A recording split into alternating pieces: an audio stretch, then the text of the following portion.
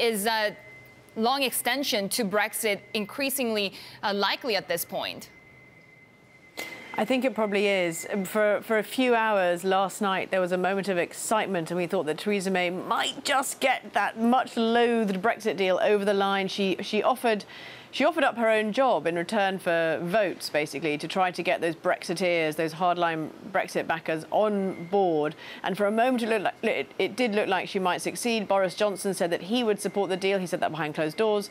And suddenly we were faced by the prospect of the deal going over the line and then a long Tory leadership contest. But then the DUP, which is the small Northern Irish party that props up her government, came out and said, no, we are not going to support the deal because it threatens the union of the United Kingdom. So then suddenly the votes in Parliament, these non-binding votes, became a bit more important. Parliament's verdict is that there is no majority for any one proposal, but there was one that came close, and that is a proposal to remain in the customs union. It didn't get a majority, but it certainly does look like it might become the starting point for more negotiations between lawmakers who are going to come back on Monday and have another go. Emma, I feel like a broken record every time just asking you, where do we go from here? What happens now? But is it more likely that we'll get a longer extension now, at least? So where we go from here is almost certainly that Parliament will come back on Monday. They'll take the options that were voted on last night. They will whittle them down to a short list, and we'll have another go at voting.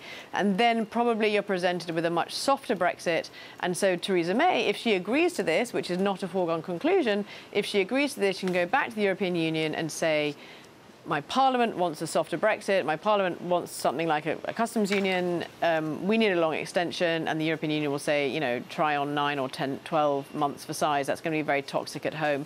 The no-deal option does remain on the table, although it was earlier this week that May said that she wouldn't take the country out of the European Union without a deal unless Parliament explicitly consented to that.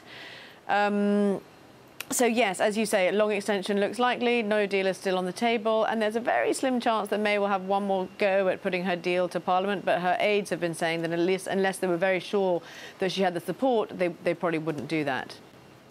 Just the fact that some of the options that did relatively well or not as bad as other options were to do with staying in the EU customs union. Is this still a more market-friendly outcome?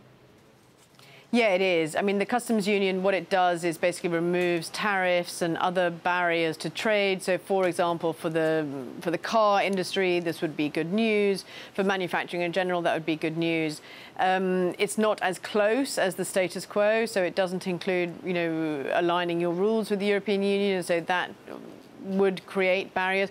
But remember, Brexit is in two parts, right? There's the divorce and then there's the future relationship.